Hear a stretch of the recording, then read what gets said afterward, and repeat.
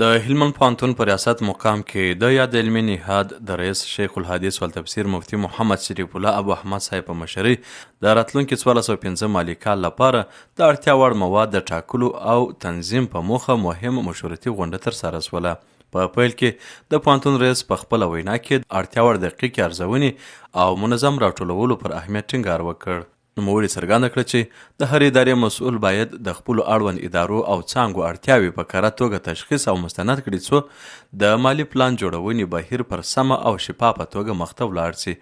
شیخ صاحب زیاته کړه چې د اړتیا وړ توکي د انتخاب پر مهال باید معیارونه، کیفیت او واقعي ضرورتونه په جدي ډول په پام کې ونیول سي، ځکه دا چاره د ټولو مسؤلینو ګډ امانت او اداري مسؤلیت دی. هغه همداراز سپارښتنه وکړه چې د لا زیات شفافیت او د راتلونکو ستونزو د مخنیوي په موخه دې